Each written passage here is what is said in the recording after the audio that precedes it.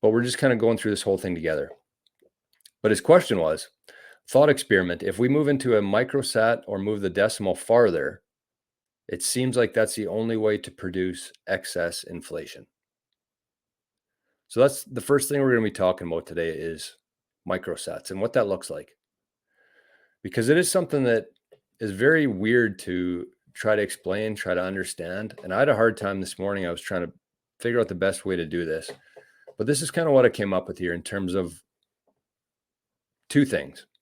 When will we be using microsats? When will we make that transition? At what point? And the second part is that when that happens, will it actually be inflation? His comment was, if we move into a microsat or move the decimal farther, it seems like that's the only way to produce excess inflation. So what point does that happen? And will that produce inflation? That's what we're going to talk about in this first question here. So I got a little scenario. I think that's the best way to do things. I had like a little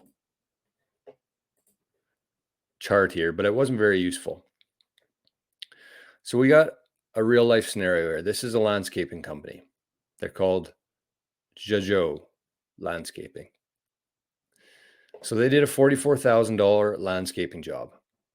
For that, they immediately turned it into, this is US, 44,000 US landscaping job. Nice full putting green, full backyard, pool. No, maybe not pool. 44,000 might not get you too far nowadays. But for that, they earned 1.04 Bitcoin approximately. So what that looks like today is they would each get their split 51 million sats. And you can see these numbers here. I think this should be, maybe I'll make it a little bit bigger. There we go. So after their split, Jay and Johnny each get approximately 51 million sats today. It's 0.5175496. That's their split off of their job. In 2044, I just use this as an example, 20 years away from now. The exact same thing. But at that time, we don't know what the price of Bitcoin is going to be. So what happens when you move the decimal place?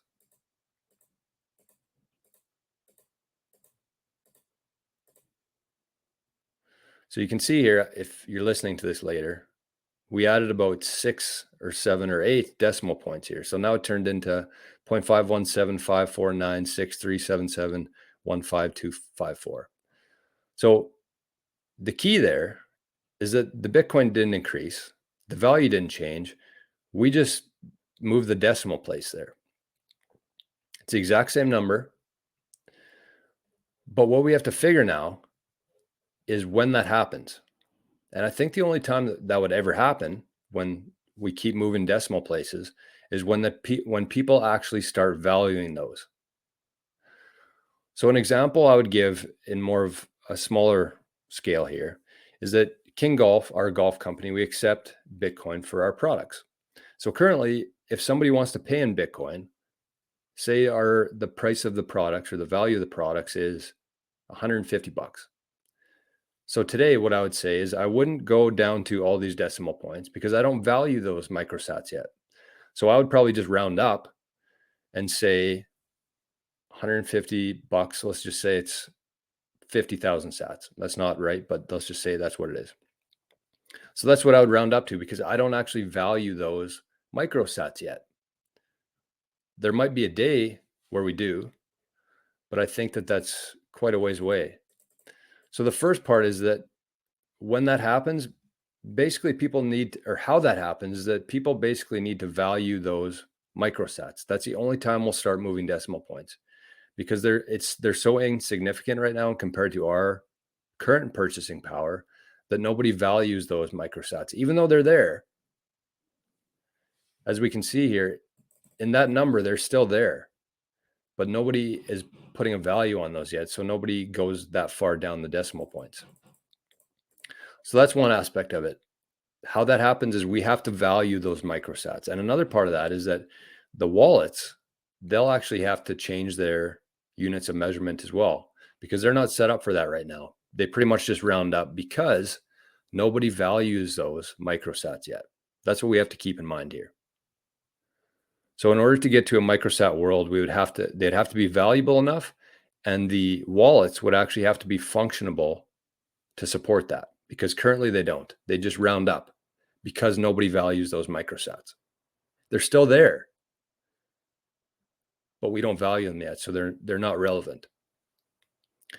So that's the first part of the question. The second one is that going to increase, or is that going to have excess inflation? And the answer, after looking at that, is no, it doesn't change anything. The 21 million Bitcoin will never change.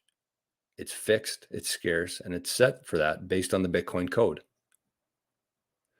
So that won't increase inflation. It just changes, it just moves the decimal point.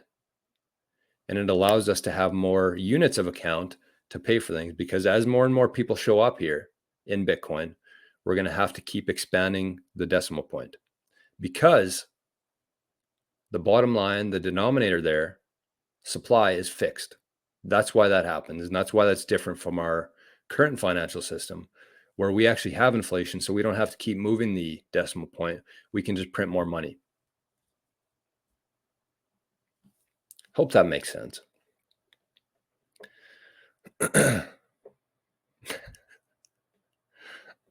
Oh, we got a BSV fan in the house today? Nice. Nice or not nice, depending on what side you're on here. So that is the microsats. It's pretty cool to think about that stuff. And I tried a few different ways to try to explain that. I hope that makes the most sense. And if it doesn't, maybe try listening to it again. It's only a couple minutes long, so try listening to it again. But key things there is that we will only start using microsats when people value them, when the price is high enough and people value them. And it will not increase inflation because it's the exact same number. The numbers are the same. We're just moving the decimal points. They're just becoming more valuable because people value them more. Okay, next one here.